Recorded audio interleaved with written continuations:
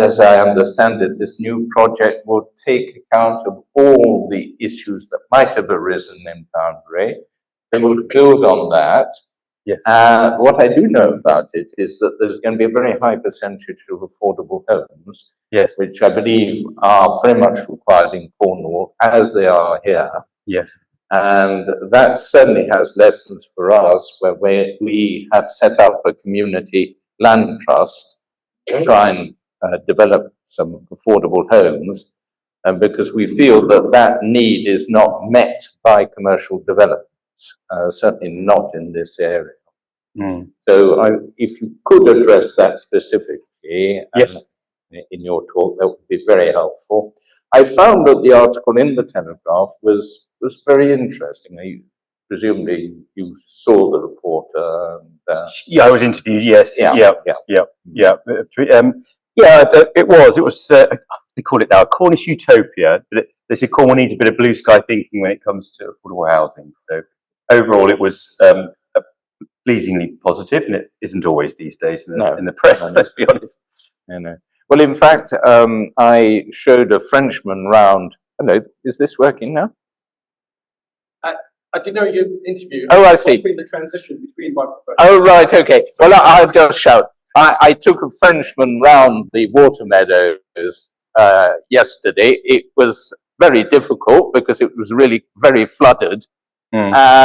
But he said he was going back to France today, and he said, before I go, I'm going into Dorchester. And I said, well, go and see it. It's a very interesting development. I should be very interested to have a mail from you towards the end of the week to tell me how you react to it as a Frenchman. Yes. So I wait. And if there are any lessons, I will forward them to you. So, without more ado, I hand over to you to talk about this new development in Cornwall. Thank you, Ian. Thank you very much. And thank you all for the invitation. Very pleased to be back here. I mean, I should say I'm normally in Poundbury about once a month, but I was interestingly held back by the Chief Planner of the Department of Levelling Up Housing Communities and a really interesting conversation we were having about how more land could be released for more affordable housing, whether it be Duchy of Cornwall, church commissioners, the Crown Estates, lots of other major landowners who want to do the right thing and essentially do a duchy. And I probably could have called this presentation Doing a Poundbury, to be honest. It is my presentation, but the title was something I didn't have much input into. And I think really what I just wanted to say, more than the title does, is probably if I start reflecting on the key principles and successes of Poundbury, that's the intention in this presentation, then I'll go on to describe the evolution of that in the thinking and what is appropriate for Nansleden, which is this urban extension of Newquay in Cornwall, and also because it's recently we've just submitted an application, also was in the press last week, for South East Faversham in Kent, and that's a 2,500 home proposal, which is broadly the same size as Poundbury. And for those who don't know, Faversham is another beautiful, historic, ancient market town, which starts to sound quite familiar to Dorchester in that regard. Has more akin with Dorchester than Newquay does, but it's tackling the same issues, primarily the lack of affordable housing. I mean, this is really just an illustration of the estate size. So it's a bit harder to see, madam, I'm afraid. You're correct in terms of the area. Ownership is in red, and the orange is basically the foreshore around Devon and Cornwall. But the reason this is to illustrate this is obviously you know where Dorchester is, but number two on the north coast is Nansleden, and our estate stretches from the Isles of Scilly all the way to Faversham in Kent, as I just described, and up to Herefordshire. And we are under new leadership. That's the first time in over 50 years. Obviously, we've had the longest serving Duke in history. And I'm pleased to say, I mean, there's not much change. His son is as passionate about the social and environmental impact of the estate, but he has set up some new objectives for his tenure. I mean, the duchy here is just a description of the varied diversity of what is a land and property business in itself. You'll see the four key objectives there: net zero carbon across the estate, more of a challenge on farming actually than development sites. Address homelessness in the areas in which we operate. And more recently, that was the reason for the press interest in Nansleden. We're looking at a supported housing project for the homeless, where we are finding pathways through to employment as well as housing. And I think that's just a really, really important point, and something that we've always strived to achieve in Poundbury, and to be the leading estate for mental health, whether it be construction workforce or isolated farmers. We're talking about really, I guess, professions that do struggle and suffer in silence sometimes. So higher proportions of suicide rates in farming, for example, that kind of thing. And you'll know probably by now already that Prince William is, I think, been bold, like his father, in areas where perhaps he feels more can and should be done, and to break some of the stigma around these issues. And then finally, grow the income. I mean, that's why we're here. The Duchy of Cornwall is to provide, it exists to provide an income to the heir to the throne, independent of the state and the monarch. And that's quite important because it's also about his charitable endeavours as much as any private ones. And of course, what makes us relevant. I mean, this is Poundbury. This has been the endeavour primarily in the main legacy of now His Majesty King Charles III, and it's where we've really learnt a lot of lessons. It's where we've taken 10 principles behind Poundbury forward, but I would say there's probably 3 key ones, if this hasn't frozen on me, that I was going to highlight in the next slide when it comes up. I don't know. There we go. Thank you. I mean, the three key principles, and we could go into several more, but I obviously do want to major on Nansleden more today. Mixed use, and that is the range of different businesses that we have integrated into the housing itself. The mixed income, which is the tenure blind nature of Poundbury. I remember when, at the beginning, people thought, when you have 5 versions of later living, retirement, care home, and extra care, actually that was, now people are saying you possibly could have had more when you think of the aging population. And actually it's something that other countries, America and Australia, have a more mature market and understand the different needs of people as you go through your life cycle. And I think actually in the UK we haven't been, there's either very high end or not necessarily always the same choice and quality in between. And of course in the affordable housing, I mean, Poundbury pioneered the integration of social housing from phase 1 onwards. That's to say, tenure blind, meaning it's indistinguishable from the private homes, and you can't underestimate how important that is. So certainly young people that that lack the confidence, and certainly if they feel like they live on the wrong side of town or on the wrong side of the tracks, what are we trying to say here? We're talking about ladders of opportunity and attainment that exist because you live in a community where there is employment, there is education, and it's not a well-meaning but eventually a sink estate that's all of a mono tenure, and by that I mean suburban sprawl of council housing, which was all well-meaning at the time, but as time goes by, it's car dependency and it lacks the opportunity and the jobs and so forth that otherwise you would find if you lived in a community like Poundbury. And I think that's incredibly important because these are some of the statistics more recently that we've highlighted, and this is the progress we're making against some of those principles. So 2,640 jobs so far in Poundbury, and we're 2,300 homes built. So more than 1 job per home so far we've created. So we're not guaranteeing people jobs when they move in, but it's more or less stating the opposite, the opportunities there you hope people grasp. And that 35% affordable housing after phase 1, we've always been very proud of the fact that we've delivered the policy level of affordable housing, in all the areas in which we operate. And there's a broad mix, the workshop, the retail, the offices, and you'll know about some of the success stories there. And the final bullet point is just reference to the Dorset Council's environmental impact assessment. The point there is just saying that for Dorchester, there is gross value added in goods and services of, on average, in 2018 of £98 million per annum. That is people that live in Poundbury, that work in Poundbury and spend in Dorchester and the surrounding area. So that doesn't include the construction, supply chain and workforce. That's primarily saying because of the mixed use nature of Poundbury, it's creating jobs, opportunities and supply chains in Dorchester. And these are all important points alongside the affordable housing. I don't need to dwell on too much of these scenarios, but that's just a little bit more detail on some of those statistics. This slide is just one of the final ones on Poundbury, but it's really to highlight, and this is really important to planners.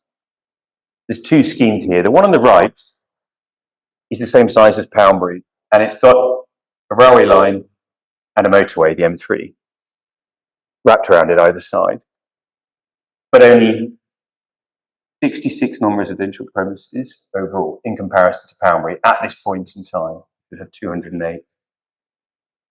The heat map of Poundbury is talking about the walkability. So where you see the red and the orange, basically saying most of your daily needs can be met on foot. There's obviously a health and well-being sustainability point there. There's also the opportunity. Those on lower incomes don't have cars. You create a vibrancy and vitality in a place, you create convenience, but actually you're talking about, I guess, the economic impact and the opportunity, again, for people in all walks of life. And that's the intention there. It's basically saying the definition of good growth is on your left, and that is like any historic town centre. That's what we're trying to really take lessons from and learn from. The next slide, just really more for the patient capital approach. Now, these are all independent studies on Poundbury, and it's just a good baseline for where I'm heading next on Nansleden.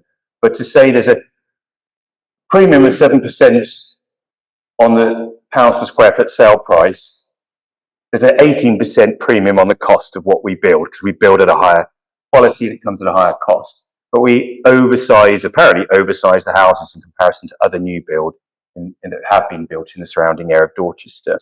So what does that mean? It means that we're getting a premium on a pounds per square foot, even though we're building larger houses, which suggests there's something of quality there that people value and are willing to pay for. And that's just important to make that note to other house builders and landowners. It's not to celebrate house prices, which are becoming unaffordable for a lot of people. It's more to say that we invest heavily and eventually we'll get a return on that investment. And it's not one that any PLC, volume house builder would recognise. And by that I mean there's not many people that will have the patience to invest over 30 years in Poundbury in the way that we have. But it's reassuring to other people to say it's not just a prince's folly. There is a return on this investment if you're willing to be patient. That's essentially the point, and that's the message to other landowners and people willing to take more of a master developer role. I'll just flip on to Nansleden now. So this is Nansleden. This is the urban extension of Newquay. Newquay's got one of the highest indices of deprivation in Europe. Most of Cornwall does. I mean, that's quite something, just to repeat that. But, now that we're not in the EU, it's not something you'd necessarily recognise. But one of the highest indices of deprivation in Europe, and only Cornwall, parts of Glasgow, Belfast, and I think Liverpool historically were also in receipt of Objective 1 EU funding. And that's that rural deprivation, which I know Dorset does have too and is aware of. It's that, Dorset is similar to Cornwall in the sense that it's incredibly beautiful and there is both wealth and real deprivation. And I think that disparity makes it harder sometimes in policy terms for government and others to recognise that in terms of their programmes of investment.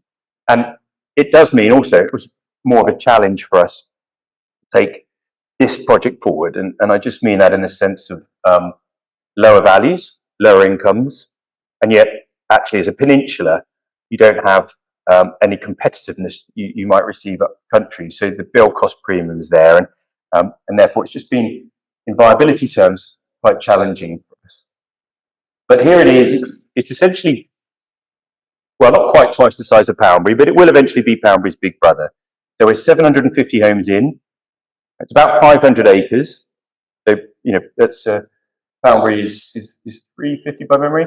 So it's a tighter street network, and that's very much that Cornish vernacular of the tighter streets.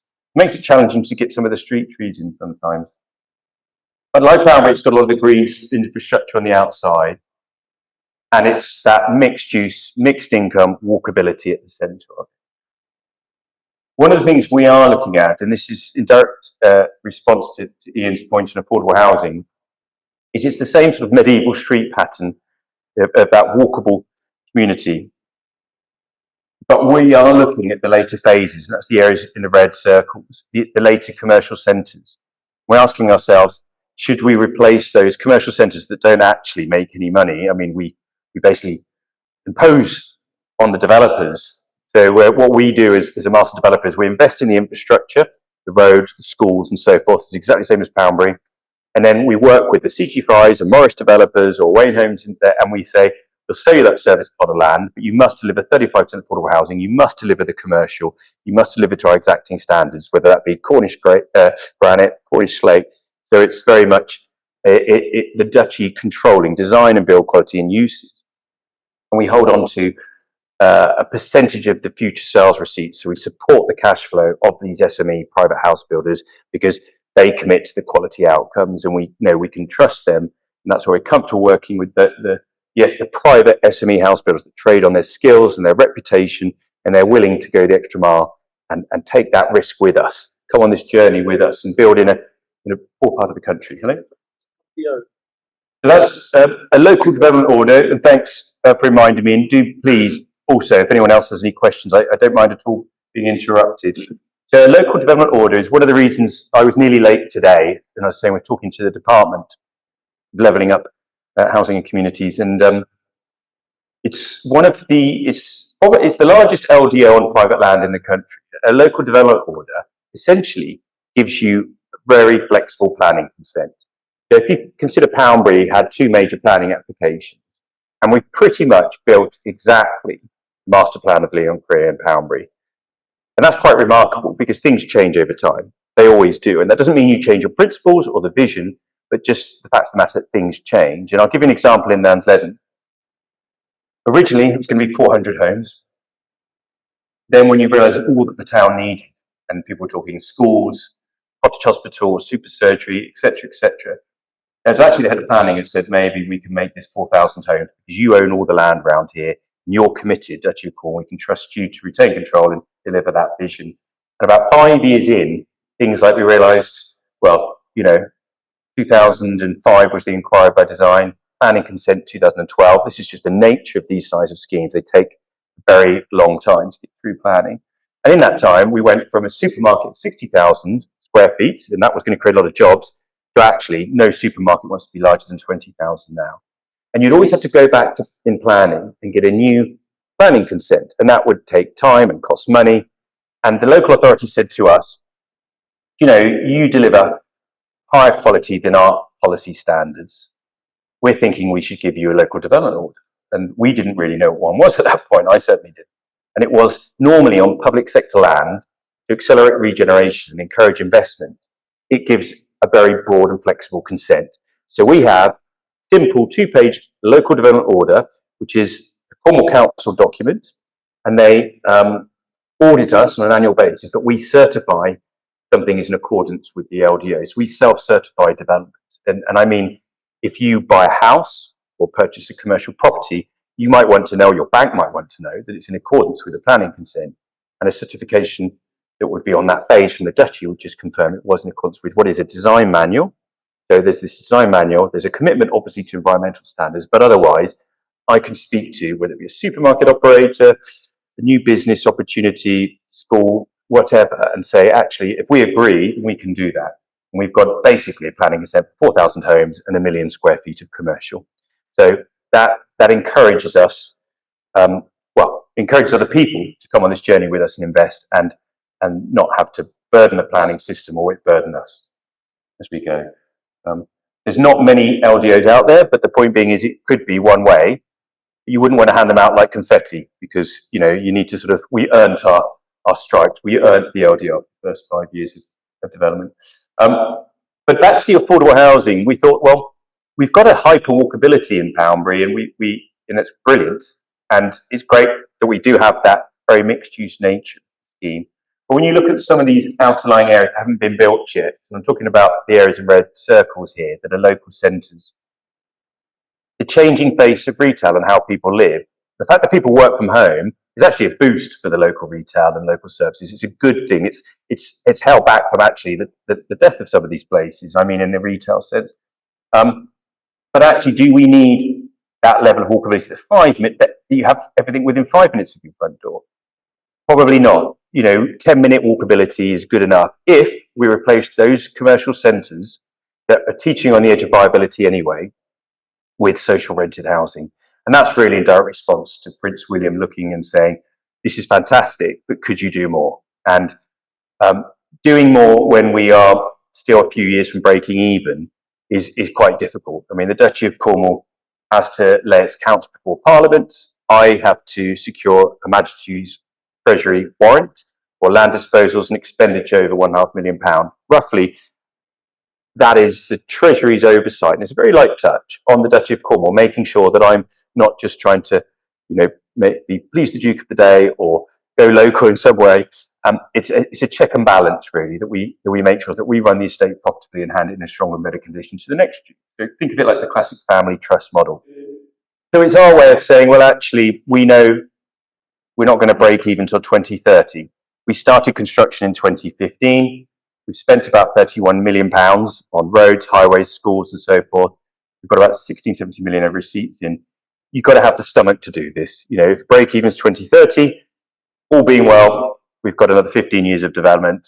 That's why we do this, and we have to obviously, achieve that to then recycle receipts into doing more of what we do, and that is replenishing, rebuilding, regenerating, renewing the Duchy estate, and potentially starting new projects like this.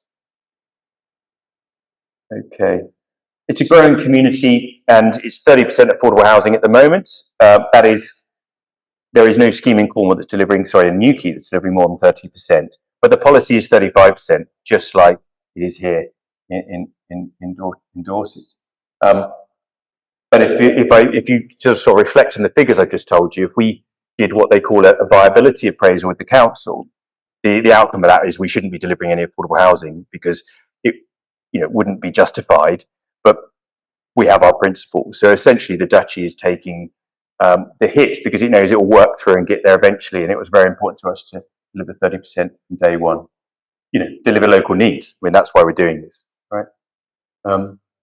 The sort of one of the key differences, it's colourful, it's vibrant, and there's still a variety in the architecture, but it's not as detailed as Poundbury. It's not the same high specification. It's still very exacting standards, and as His Majesty said to me recently, it's all in the detail, and he was actually remarking on elevations, photos of the latest streets in Poundbury, which he found marvellous. But and he was just, in his busy schedule, still to the point, showing an interest, and we provide quarterly updates on Poundbury and Nansleden.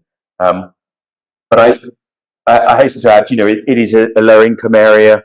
The prices are lower, so and I think probably, we had more of a steer towards local materials, which I think has been actually to its benefit. Cornish granite, Cornish slate is not cheap. So actually, although it looks more restrained in some of the photos, it's actually not part of the build cost of Poundbury, but at a lower value, which is why it's been a bit more challenging. But that house on the bottom left is actually solid slate. You can just see, you can make out the sort of runs of 3 slate, which are actually solar. Now that's twice the price of solar panels, or half the output, depending on how much you use. So it's not necessarily going to get you to net zero.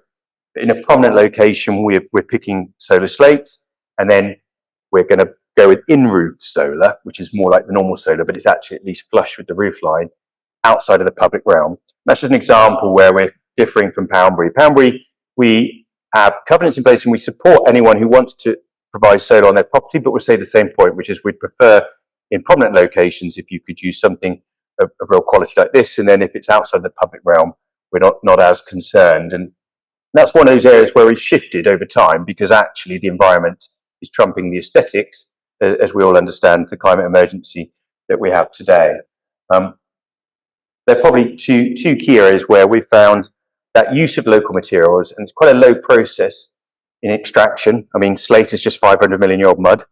Cornish granite, I mean, continents are made of granite, but it's there. It's it's a mining heritage in Cornwall, and it's leading to a lower carbon in the construction process, as opposed to Poundbury, that I guess we didn't really think about it, but it's got Chinese granite, and it's got slate from Spain, and it's got from Brazil. It's all good quality, but we weren't really thinking necessarily about the air miles as much as we were thinking more broadly about sustainability. And in many ways, I have to say, it's been explained to me when the chief executive of the UK Green Building Council said, but your streets have everyone, Ben, because you're already encouraging a sustainable lifestyle, and the fact that it's mixed use and walkable, and not many people in new build are doing that at all. So we try and think that we always look at this holistically. I'm just making the point that, as of course we evolve over time, and and in Nansleden, that's one example. So there's sort of, it's similar focus in the early years on independent artisans before we get more into the offices and industrial and retail. But because of the lack of commercial contractors, we started doing direct delivery, which we didn't really do in Poundbury. Maybe we've got the skill set, and we just thought, well, if we can't find the contractors to do it for the the quality and the price that we're looking for, maybe we could step in as a main contractor. And in Cornwall, there's been less competition, and therefore in this case we did directly deliver what is a CGI on the top right, but that's basically the Christmas fair on the bottom right there, and you see some of the range of tenancies taking space there. One of the other things when I talked about reducing the local centres, the fact that we're looking at a first new high street in Cornwall for several hundred years, and that's quite bold, and especially when everyone's running away in an investment sense from offices and retail. But we're saying, well, actually, on the north coast of Cornwall, there's actually a real mix of that poverty and wealth, and there's nowhere to really shop. On a bad weather day, we find a bizarre amount of interest in some of our little coffee shops where Maseratis will pop in from Padstow or whatever, and we realise we could sustain this, we think, and this is still about the focus on independent artisans and opportunity for local people. But actually, when you think about the tourist economy in Cornwall, there is this influx of money. There's actually an opportunity here. I live in Falmouth, a lot of independent shops. It's got the university, still got that vibrancy and vitality of the place. Newquay, on the other hand, tired high street. And there's nowhere really on the north coast if you wanted to think about leisure opportunities outside of the normal water sports on the beach. So this is quite a bold move, and I think one of the lessons from Poundbury is if we can be bolder, we will create the place quicker, add the opportunity and the value sooner, and hopefully also the return therefore will rise sooner. So the phase one is going to probably cost 26 million to build and might be worth slightly less than that when it's fully let.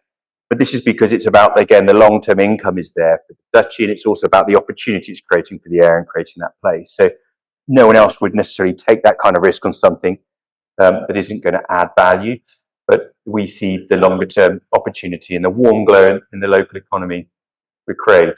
In some cases, we're looking at it like it looks like a converted farm barns, more restrained in architectural terms because it has to be. We won't get the Treasury warrant to spend this kind of money if we can't make it at least break even. And then here's just some of the other opportunities. Again, this is a bolder nature. I wish I had a picture of the primary school now, but we would have built the primary school in Poundbury a lot sooner, but we were essentially waiting for the local education authority. You'll know Davis School obviously relocated. We owned the underlying land, and we agreed to sell the land to the hospital many years ago. Hello. That's a household waste recycling centre. So there's basically a waste tip in town, and we were saying, when we built this Newquay strategic route, which is relieving congestion around Newquay, which is massively snarled up in the summer months. It literally goes from 20,000 to 120,000 population.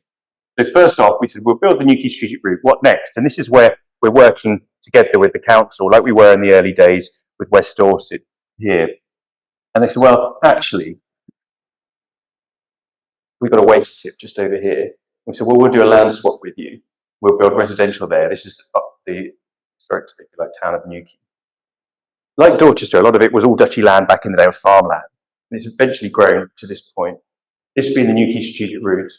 I don't know if I've got it on the next slide, but you'll see we thought, well, you can have a rail halt there potentially. They're upgrading the network. It's the only place in the country that's got a growing customer base in terms of ticket sales on the rail network are growing in Cornwall, and they aren't anywhere else in the country. That's the influx of population and tourism. But they're saying, well, they're looking to upgrade the line to from Falmouth to Newquay, north to south. We said, well, let's consider park and ride opportunity there, which is next to rail as well as a bus into town. HWRC is obviously quite an industrial use, but that's really what's happening up at Hendra, which is part of this bridge here over the railway line. A bit hard to see, I'm afraid, under this light. But it's just some of the examples of the infrastructure that we're investing in, which is for the benefit of the wider town. but also releasing land for housing and therefore other opportunities. And some of them are public purpose projects, and some of them, of course, are more real estate. Some of them are amenity, emphasize the green infrastructure there. This is, hello. It's fine. Oh, yes. Yes, of course, yeah. So basically, the Duchy agreed to sell the land to the NHS and are committed to spend the land receipts on a new school in Poundbury. That deal was done 10 years before it happened. So the frustration from our point of view is we would have loved to see the primary school in Poundbury sooner. I mean, it's, just in the sense of that school was obviously not being invested in because they knew it was potentially going to relocate. The school itself was looking a bit sad. Wonderful head teacher leadership and school, and of course, it was the part of Poundbury that was missing. I think it's helped probably, I think when actually a very young Prince William came to Poundbury, and I'm talking very young, I was told by Simon Conover that he said, "What have you got for young people here?" And the answer was, well, not as much as perhaps we could, and that was true at that time. Since then, of course, we have primary school, the player. It's all part of basically that multi-generational point. So I'm not trying to criticise anyone in particular, but we'd have loved to have seen the school sooner. That's probably the most diplomatic thing I can say. These were potato fields on the top right. Working with our farmer, we sowed the Cornish wildflower seeds, so species-rich grassland, incredible biodiversity net gains that can be achieved. And this point about looking at these sites, you always got to find the balance. You don't want to put a farmer out of business because you're developing housing. You want to find a balance. And luckily, this farmer was quite successful in his own right. He provides hops to St. Austell Brewery, and he has an own freehold farmer operation. He just happens to tenant some land from us, and he was up for this, and he's done a fantastic job. And there you have bee bricks. You have the Swift boxes that we pioneered both in Poundbury and now in Nansleden with the RSPB, and there's now a British standard for them, and we hope they're going to go into building regs. I mean, it might not seem, that radical, but actually, new build homes are so airtight and quite rightly fabric first. They're not supposed to lose much heat at all. They're thermally very efficient, but they're not nature friendly. So we always think about the houses we grew up in, or maybe some of us still live in, where you have, the nesting birds and the eaves. Well, they don't really exist in new builds. So this is us engineering in opportunities for nature, because we're recognizing, it's all well and good me espousing wildflower meadows, but the fact is we're building communities that are pushing nature out. We want to obviously encourage nature to come back in.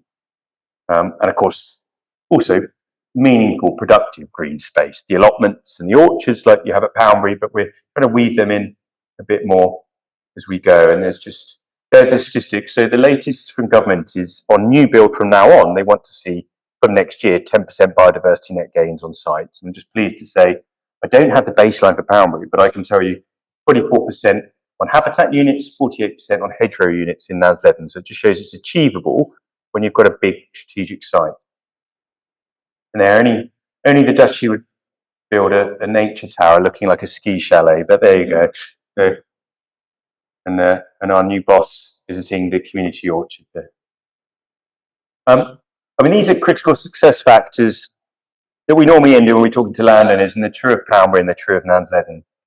I'm not going to dwell on them because I want to show you a little bit of Faversham as well. I think it would be of interest. And again, it's a further evolution in the Duchy's thinking. It's I should say, just had a planning application deposited. It's probably going to take us 2 years before we get a planning consent. So you're not going to see Faversham homes, Duchy Faversham homes built, for another sort of 3 years probably. But on this one, it hasn't been true. Being a single landowner, we only really have to argue with ourselves. So we can hold on to our vision, and there's always someone otherwise that would be over your shoulder telling you there's an easier way, cutting a corner here or there. Retained Leon Creel all the way through. Hugh Petter is our master planner in Nansleden, and a progressive and supportive local planning authority. When it mattered, West Dorset really was for us, and when it matters now, Cornwall Council is. Otherwise, it's like pushing water up a hill. And the planning system is.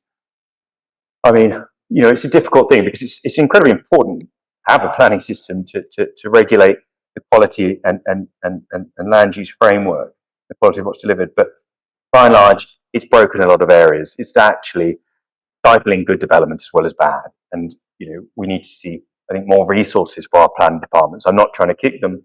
I just think there's huge delays and backlogs in the system, and it's not necessarily stopping bad development either. So there you have it. But really, from our point of view, it's the bottom left. We wouldn't be able to do this if we didn't have the space to succeed and fail. And that's really what the Duchy enabled, what our dukes are enabling us to do. But I thought this would be of interest. So as I say, probably closer to Poundbury, certainly in size, it's almost a replica in size. So Poundbury will be 2,700 homes when it's complete. This is 2,500. This is the southeast of Faversham. That's the wash there. If you go towards the wash, you'll basically have Whitstable on the edge, and if you know, Canterbury is just 15 minutes down the road. So that's the M3 on the bottom there of the scheme. You're absolutely right, it's the M2. Thank you very much. That's embarrassing. At least that didn't happen in Faversham. Oh dear. I was actually explaining a scheme earlier, wasn't I, with the M3 next to it. But quite right. Thank you.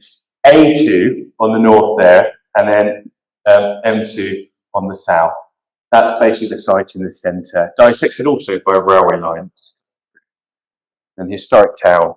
So we're calling this as a working title, South East Faversham. What's different? Well, we always think, we work with the land and we consider the landscape character of a site, and that informs the design, the master plan. But in this case, we've had a landscape architect who's very much been involved from the forefront and influenced that design. So looking at the contours of the land and the waterways, relatively flat, being, well, this part of Kent is, certainly compared to Dorset or Cornwall. But you'll just see some of the waterways there, and then you'll start to see how that's influenced the design of the plan. So we're working with the contours of the land and working from the ground up. And what does that really mean? Well, one of the challenges we've had in Poundbury is getting more trees into the streets. I can't tell you how much of a challenge it's been. And a lot of that is because by law, utilities are protected and trees aren't, unless they have a TPO, obviously. But we are still and continue to be frustrated, not just in Poundbury, but also Nansleden, about why are we protecting utilities containing the trees in pits? They'd only get to maybe 20 years, so they struggle. Even if they've been established for 5 years, we're having to water them in the droughts in the summer because they don't have the resilience, and they don't have the microbial nature of the soils that we all know about now, the rhizomes and how they actually, and it's not a hippish thing to say, there's a lot of science and evidence behind the fact that they do almost will each other on, but they know when disease is coming, and they do actually, support each other under the ground in times of stress, and they know when they're under threat. So there's a lot of evidence now about why forest trees are healthier, and actually, obviously, we want the trees to grow to full maturity to get the benefit of them, their canopy, their absorption of carbon dioxide, the air quality, the shading. Especially, this is obviously, a very droughty area. I know we're all having those summers now, but you think about it, Kent is very dry and rather hot. So we were determined to say, well, how can we deliver that mixed-use, high-density, walkable Poundbury and Nansleden, but green it more, have greener streets, but not suburban sprawl that is all car dependent. And I don't mean that to be snippy about suburbia. I've grown up in suburbia. I just mean when you consider what you're trying to do here, and that sort of, getting some of that vibrancy and vitality that you have in a town centre. And so we had to take actually then Prince Charles to Winchelsea, which is a cinque port on the south coast, and it's like a medieval French town. And the reason for taking then Prince Charles there was, he did say, I need to see it, don't I? And we said, well, we really think you do it during lockdown. And we ran. It was quite random because he knew Spike Milligan, and his grave was in the churchyard. So we visited Spike Milligan's grave, and then we went this walk around Winchelsea, and the whole point of it was when you see this master plan and you see rectilinear streets rather than the medieval street pattern of Poundbury and Nansleden, please don't think of Milton Keynes, think of Winchelsea. So in that sense, it's still the character of 18th, 19th century Faversham, which has also got the rectilinear streets. You can't really see it on this plan. But again, it was another reason why we went to double tree-lined streets. And apologies if it's a bit grey here, but we're going to put the utilities in ducts under the road. We're going to constrain the utilities, and you can replace them in and out. You don't dig up the road because you just have to lift them in and out of the ducts. We did that on the Olympic Park when I worked there. They do it in China. We don't really do it. We have utilities just through the roads, and it stops us doing this. Just actually having runs of green space down the side next to the pavement of trees all the way along. So the idea is constrain utilities, not the tree pit. And then the other side of this is the water cycle. We think we can deliver the first water neutral scheme in the UK, which is we're quite excited about. We know, when you explain it to people at the Environment Agency or Natural England, they see this as really interesting. But I think, I worry we may get stuck in the too difficult box. And yet it's proven technology. It's a bit like the AD plant in Poundbury. So Poundbury, remember, had the first anaerobic digester plant in the UK. We pioneered it. It was the most successful. It won awards. And it ended up in the summer providing that heat and power to 100,000 homes, and it's 10,000 homes in the winter. So much more than 20% of our renewable energy target of Poundbury. And that joint venture with local farmers around here in Dorchester was really quite a challenge to achieve, to get the licenses to put biomethane gas into the grid. And we got there in the end, and yet it was proven technology. It was ubiquitous in Germany. So, it wasn't that we're very clever. We had a good project manager, but we brought over a German scientist and project manager to help run the facility. And what I'm about to show you now is the norm in America, in Australia, certainly in the south of the States, but entirely new to the UK, because we are very wasteful when it comes to water. Essentially, we flush the quality of water we flush down the loo. Other countries would literally probably fight a war over sometimes. It's just that's where the state things are getting in some places. Sorry, that was just an example of the tree pit. But I thought I did have this. Here we go. So we have sustainable urban drainage systems in Poundbury. We have them in Nansleden, and that's to say that we put the water back into the water table and slowly through balancing ponds and filtrate the system back so it doesn't overload the system. Because what's happening is in this Victorian era ambition that we had, I think people really didn't plan for the population growth we've got. So the system is overrun, and actually raw sewage is mixed in high times of heavy rainfall. In places like Cornwall, where I live, well, there was a heavy storm yesterday, and as glorious as it was today, you wouldn't want to go surfing or swimming today. And that's, the case in southern water in Kent. I mean, the water quality down there, I did go swimming actually in Whitstable, and I don't think I'll go again. It's not necessarily the blue flags I'm used to in Cornwall. With this system, we're going to have our own on-site wastewater treatment plant. Here's an example of one. Thames Water built one on the Olympic Park. Again, it has been done, but it's not been done at scale. Just like this was the first commercial AD plant in the UK in Poundbury, we're looking at the first on-site wastewater treatment plant, which means your grey water. So, there's a marketing point here. They called it black water recycling on the Olympic Park. I think they weren't marketers, they were engineers, and it didn't really take off. In this sense, what we're saying is the grey water from your washing, your white goods, your showers will be recycled back to be used again in your white goods, in your showers, in your flushing of loo. Your potable water, your drinking water will remain potable, even though it's just as clean, but it's just a mental, I think, block that people have. So you have to think about that when you're trying to encourage developers to build and sell homes and so. That's really important because it will reduce the pressure on the existing system. It will mean no water's exiting our site, whether it drops from rainfall, and eventually it will be cleaned and either recycled, and at times heavy rainfall, essentially filtrating back down into the aquifer. So sounds radical in many ways. It's the norm, as I say, in more water depleted countries, and hopefully we'll be able to achieve. Now that is a dew pond, and there's again, just learning from the past, and that was really brings back to Poundbury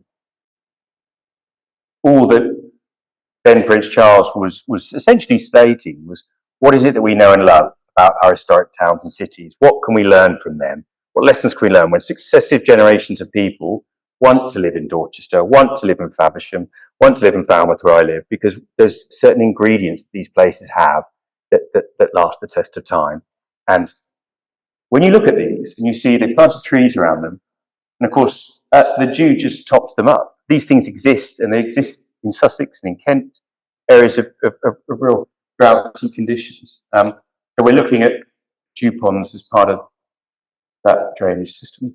And then actually this one is more innovative than timeless. This is a communal battery storage solution. So it all looks a bit complicated, doesn't it? But essentially what it's saying is, can we generate roof-mounted PV and heat pumps from the house? And what happens is you generate more power than you need in the summer and not enough in the winter on a cold day. You can have a house battery. All of this starts to cost money. It's engineering.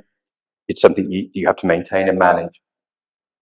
It's like Poundbury, where we have communal, well, we have, I should say, perimeter blocks and parking courtyards. What if we put communal batteries in the courtyards? That could also charge cars, electric bikes, as well as homes. The point in this is you generate a lot of power in a sunny day where you may be at work and so forth, and obviously the peak times are 4 till 7 where everyone needs the energy. That's the expensive time. And then at night, well, Octopus Energy are very good at this. For anyone who knows their business operation, and essentially they trade energy. That's what they are, an energy trading business. And what we're trying to say here is we want to minimize the use of the grid for residents. We're going to maximize the use of renewables by residents because that's cheaper and cleaner, and therefore we're going to reduce their bills. And Octopus Energy are going further and saying potentially, because they can basically make 10 times as much between 4 and 7 p.m, that they have some clever algorithms where they can potentially offer zero bills. And zero bills not just for grand designs for wealthy people that can afford the bills.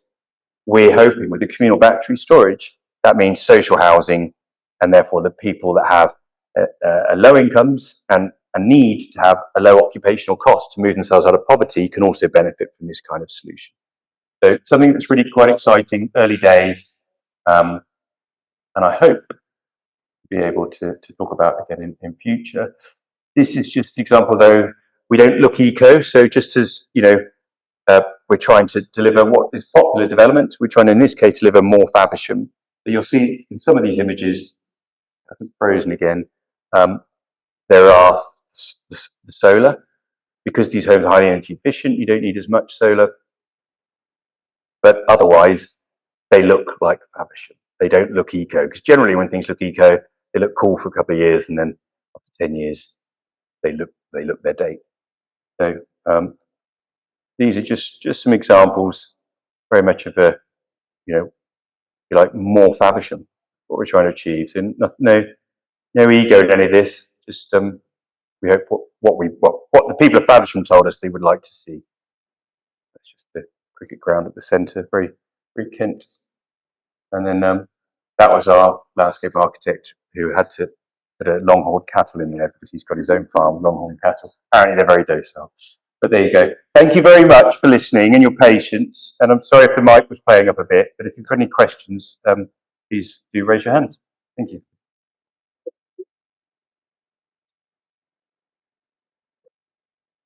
Yep. 70% by postcode. So we do keep a tab on this. We never really did on Poundbury. I mean, you know, you could argue, well, obviously we don't have details of individuals, but sometimes we used to know if they're coming out of county and otherwise in Dorset, because our developers would tell us the sales data, but I couldn't actually tell you the stats on Poundbury.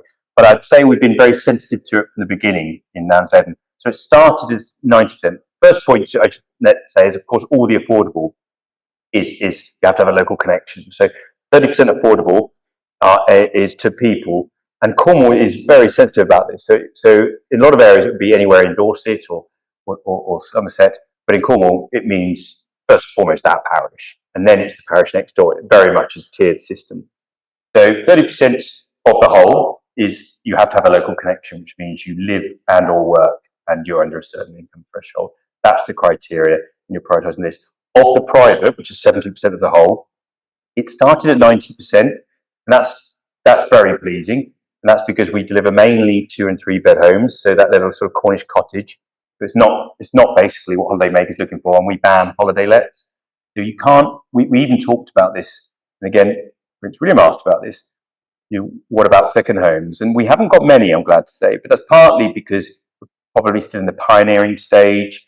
So, if you're looking for a holiday home in Cornwall, you're probably not going to buy it in a growing new community. You'll buy it somewhere on the coast that's more established, a bit more premium maybe, I no doubt in time there'll be an interest there. But I think, I know Steve Doble, the MP, was very impressed when he came in, he exercised 70%, and that is the TR postcode, so Truro postcode, but that covers pretty much all of Cornwall. So the Newquay postcode is within that, but also it's the surrounding area, and that's 70%. There's about 50 something percent just the Newquay area. But I'm told in new build generally, certainly in Cornwall. We chose from the beginning to ban holiday lets, not to demonise holiday makers, the lifeblood of the local economy in Cornwall.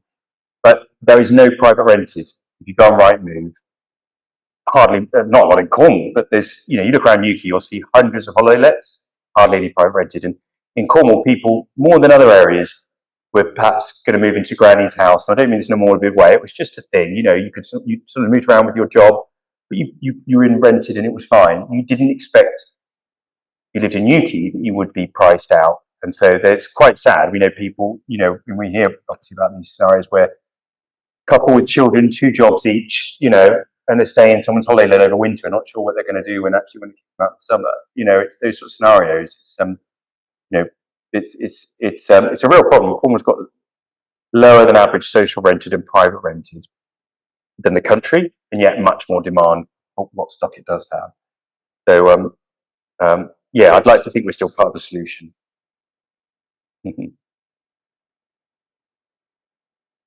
Regarding the transport, do you have a transport plan to introduce public transport between the Nansleden township and Yes, Newquay? we do. Follow the number 6 or number 10? Not yet, but we built the bus stops, we built the roads. We feel like we're playing our part. But it's an interesting point. We spoke to Cornwall Council about this, and they said, well, that £300,000 you got in that pot there, that will disappear in a year, subsidising a bus service that would be viable. So wait until we're ready, and we'll relocate one of the existing services between Newquay and Truro to go through Nansleden. So you sort of, and I understand their points. But it's a frustrating one. I live in Cornwall, so I don't know if it's the same here, but sometimes when they reduce the service and they up the price, and they'll say it because it's not viable, when you're thinking we're just putting people off now, because actually suddenly it's once an hour and twice the price. And so people get a taxi. So, or don't go. And I think I'm talking generally now. I think Cornwall Council post-pandemic has been really good at offering, tickets for £1 anywhere, to go anywhere in Cornwall. I've seen a lot of that advertised. I freely admit I have to drive my car, and that's because, well, I lived in London for 15 years and didn't have a car, but you can't do my job in the southwest of England, without having one. But it's a fair point. So yes, we're planning for it, but not yet.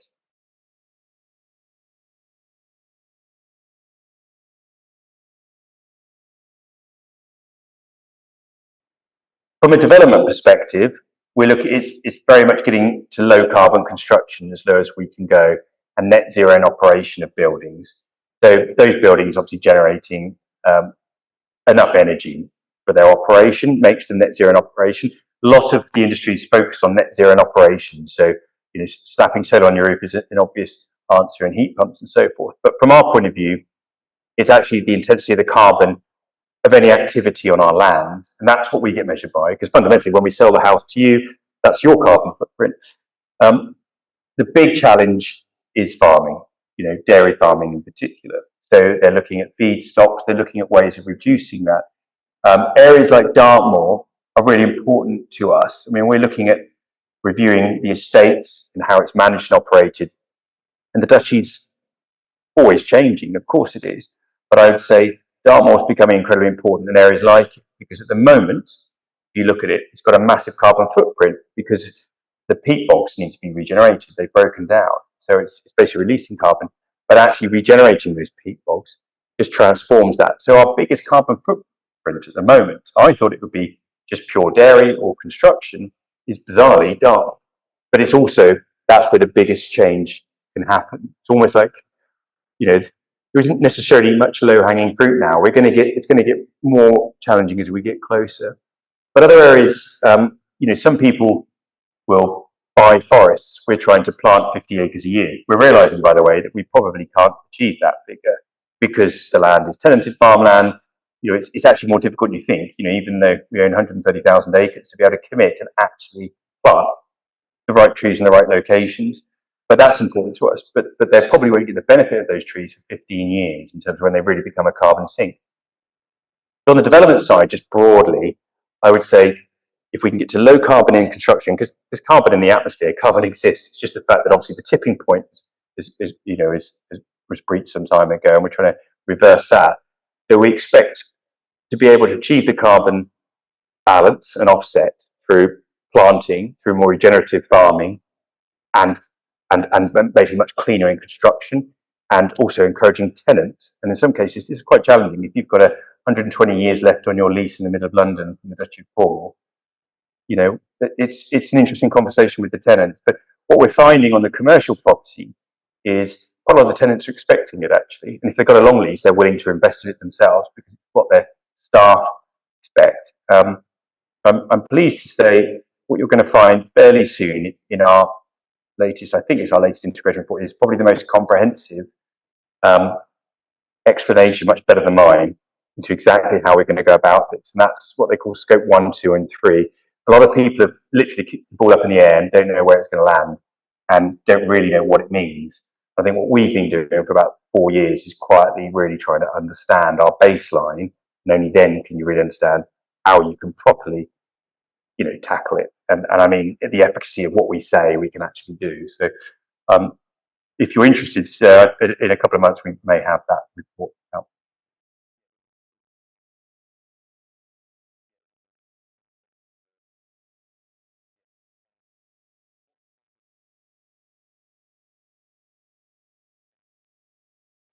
Yeah, it's a really good question. We're talking about this because actually this is where the system is broken. Young people coming out of care, 16 to 18, the foster parents won't be paid for them anymore. So it literally could be wonderful foster parents, almost bye-bye on the street. They'll go into Centre Point in London if there's space, or they'll be on the street. The young people, through no fault of their own, can't get a job because they haven't got a home. They're in temporary accommodation. The rent's high. It's not being paid for by this state because it's like a landlord scenario. And so there's these horrible situations in urban areas where they just need help and guidance and support to find that first job with and a tenancy on an affordable house. And it goes obviously way beyond what we can achieve, but we are looking at it. What can we do? What is our part in all of this? And we are. I should add, 100, and if you don't include the trading arm, and I mean by that sort of Poly Cottage and Nursery, about 120 people covering, the southwest of England. And so we, what we would ordinarily do is hope, and in the past, I mean, that we have resilience in the communities we build because there's a lot of opportunity exists. So, for example, in Poundbury, if you speak to, and I must admit, this wasn't so much, it's part of the principle, but these statistics aren't by design, they're just a happy statistic that I'm going to explain. The Guinness Partnership said to me, before I took this job, the Director of Assets and Development of the Guinness Partnership said, do you know, Poundbury has got the lowest void rates and the lowest rent arrears and the lowest cyclical maintenance regime of all of our 50,000 homes in the country. And I thought, well, that's incredible. Something's working. Something is working in Poundbury where, they're happy, they pay their rents, they're in employment. And these are obviously all the social rented and shared ownership properties. So something's working. And I think, in other words, hopefully we're building some of the ladders of opportunity in there just by creating the place, because we're not social care and support, we're not the job centre, we don't have the resources, we couldn't do those things. But with St Petrox, that's the homeless charity in Cornwall, we're looking at a supported housing project in Nansleden. We're placing it next to where a new super surgery, doctor surgery go, but also the new Key Orchard. Nuki Orchard was the first letting, and that's the other way. That wasn't a lazy response to say, it's not in our remit and responsibility. But we look at tenancies and think about social impact in the tenancies. So what I mean by that is before the first home was occupied in Nansleden, we let this space to the Nuki Orchard. And they've become this really incredible social enterprise. They're winning awards for some of these examples. They take long-term unemployed, people with mental health issues and learning difficulties, in some cases homeless. And it's horticultural therapy, but it's also, they've got the landscape management contract on Nansleden. And through building their confidence, they're building their employability.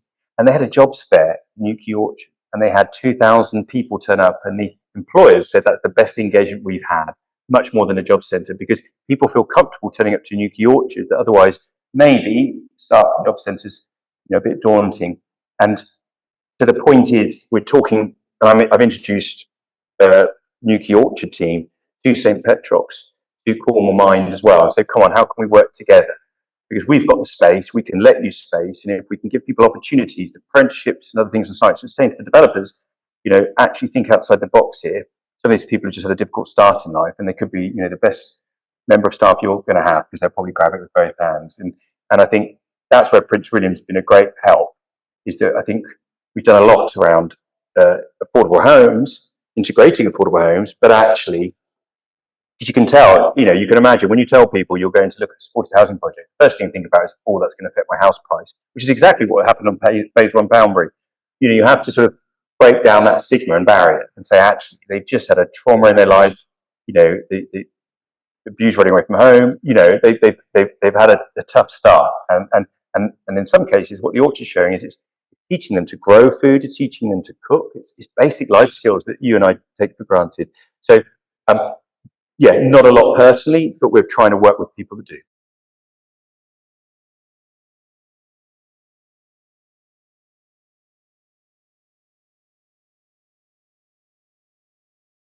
Yes, it defines social integration. I would define as that integration of affordable housing, and that resilience we create in terms of that opportunity. If we're genuinely making sure delivering local needs, so the banning of the holiday lets, the designing homes private or affordable to meet that local need, then the lettings, the choices we make over lettings, so whether it be there's the Methodist Hub with one of the early lettings, the Nuki Orchard, the kind of organisations. And another example was Cornwall Mind, where it's saying, well, when you're ready, you have these things called mind cafes. And in Poundbury, we're looking, I can't say too much because you don't want to jinx things, but again, if you look around, we have charities, social enterprises in Poundbury too. We don't own all the commercial properties, it's not all our decision in Poundbury. But I'd like to think, we're a land and property business, and the decisions we make can actually indirectly make the positive impacts that I think you're talking about. That's really what I'm trying to express. I do believe we do.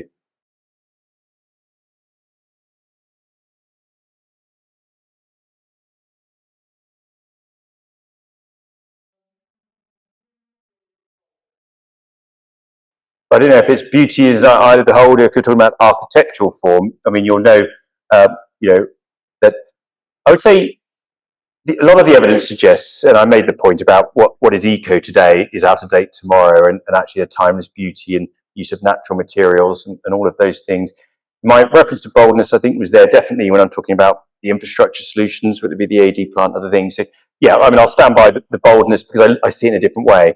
I totally understand your points, and these things are, can be polarizing in a debate. On a personal level, good design is what I believe. So, it doesn't matter if there's uniformity in the design. If it's using natural materials and a modern aesthetic, then that's pleasing to me. If it's still got front streets, with front doors onto streets, encouraging social interaction. And Poundbury follows all the principles of urbanism. The one area, and I think it is an interesting point, is, I don't know, if I go to Berlin, I wouldn't see the urban form necessarily that would please me, but I was impressed with the cycle network, and it felt safe to be in a European city and to be prioritised going around a roundabout. I'm sure it's infuriating for the cars that had to stop as I went by, but it was safe. And I mentioned that I lived in London without a car for 15 years. We didn't have cycle superhighways then. It was pretty dangerous, and I always still cycle. And I think in Poundbury, it's about reducing the level of tarmac, historically, is what it was. And it was taking that sort of medieval street pattern. And if you constrain car speeds by design, and evidently that's been proven, so if you're driving and the street forces you to drive at 20 miles an hour unless you're a psycho, because, you know, you put your teeth on the steering wheel if you go over a tabletop and there's a break in the road. So the whole idea is to constrain car speeds by design and have pointers like those tabletops, granite sets, remind people to think about other road users, and therefore, basically, it's not sort of inviting conflict, but it is recognizing that there is a sort of a shared space here, and there's cyclists, and there are, but it relies on the highway code. It relies on people to drive sensibly, and you know, I think you're referring to things like green lanes that were dedicated purely to cyclists and pedestrians, because of course Stevenage has cars, and we're in the southwest of England, and you know, I don't have a tube network under that, you know, unfortunately on every phase, because if we did, and in London, you know, London is the only place really you can get away with saying no parking. The most infuriating thing, and I don't mean Stevenage, because you know every place has its detractors, but these new towns were very well considered and planned at the time, and I think when I'm thinking really about developments from the 90s onwards, when it was a newer urbanism, it was so frustrating when they thought, well, we'll just allocate one parking space per house, as if people are going to give up the second car when they've got 3 teenagers or they've got 5 children, or, you know, the reality is we live in the southwest and people have cars, so if you don't accommodate for those cars, they'll be up on the pavements blocking the roads. So what we try and do, this is at least, and I'm not saying it's perfect, is we say we don't deny the existence of cars. We recognise whether you're less able-bodied, young or old, people need cars. They might work 20 miles away, but when you're here, we give you every reason not to use your car. That's the intention, anyway. By that, I just mean the access to local amenities and everything. So that's the theory, sir. I'm not saying we got it all right.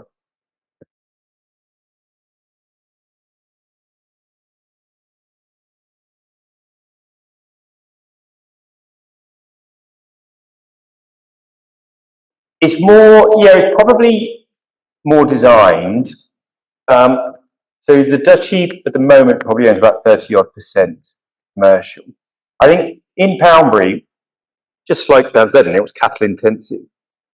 And Her Majesty's Treasury, by the way, you know, wasn't overly enamoured with the Duchy embarking on this project the Prince wanted to do. It was seen as very high risk. So first phase Poundbury was, we always have a say first time round.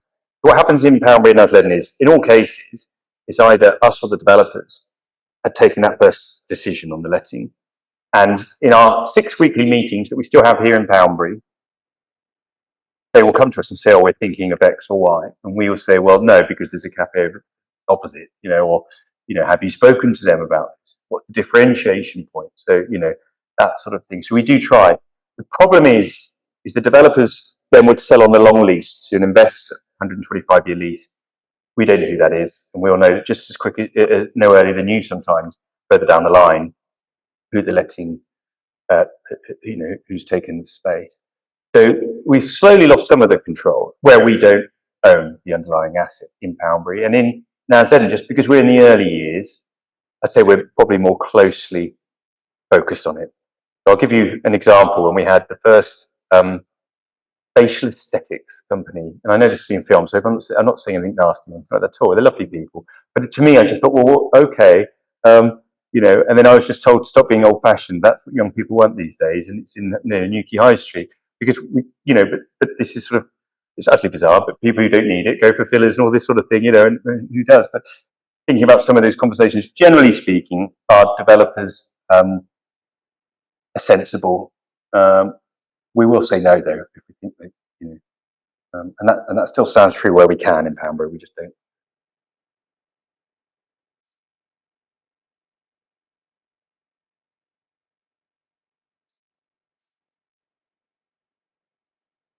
So if, I mean, at the moment, we only own in Poundbury 13 properties, and they're all on short-term lets, and they're private lets. We're not a registered provider of affordable housing. So in affordable housing, you have the right to buy. The problem has been they don't replenish the housing. So there's something like only 20% gets replenished, and sometimes it's in the wrong area.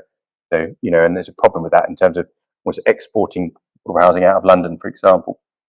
You know, it's something that concerns us, but only in the sense that we're thinking about it as being a right to buy votes, when sometimes it's put forward by certain governments. You know, it's a good thing as long as they're replenishing the affordable housing. The one area, so the Duchy doesn't, do we have any affordable housing? We have some discounted to sell properties where you do own the property already and you must sell it on a discount to someone else who's on the local housing waiting list. I think we've got 9 of those. We toyed with the idea of being a registered provider of affordable homes. Generally, on the letting side, you don't, on the basis that you have a short-term letting, private letting, like any landlord, so no one has the right to buy. The right to buy specifically is generally in relation to people who have a long lease, private, or it's affordable and they've been living in a social house. The area that concerns us in that regard, because we don't exercise Crown exemptions, but there's rights that government departments, Crown Estate, Duchy of Cornwall have that exempt us from certain laws in legislation. And for instance, we have never charged a ground rent. So ground rent's a peppercorn, because you have an estate charge that pays for the upkeep of the area in which you live. It's transparent and you can be on the management company as a director. It's really important to us.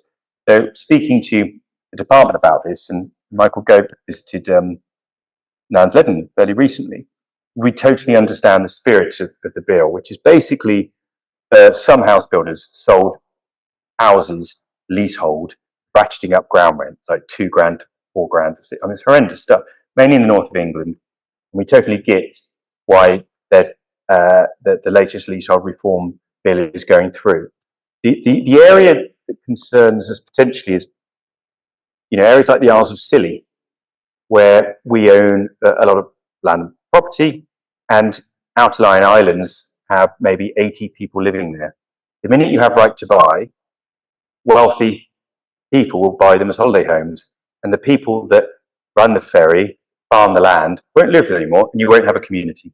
So we genuinely see our role as in land stewardship sense, that, you know, don't throw the baby out with the bathwater. You know, deal with the unscrupulous landlords, but sometimes actually land stewardship, you know, estate management is actually trying to hold that community together. And I think there's a big difference between that approach. And I would say from our side, we did a customer satisfaction survey on residents, and we got something like 86% overall, and people were sort of trusted us. But it was more to the point, accessible price point, you know, someone on the end of the phone, maintaining property to a good standard, security of tenure, transparent rent increases. I mean, all the kind of stuff that actually, you know, you should be able to have. And yep, 2 minutes. Okay, great. And that's me done. I was just trying to give a minor defence to some landlords, but we're not all bad.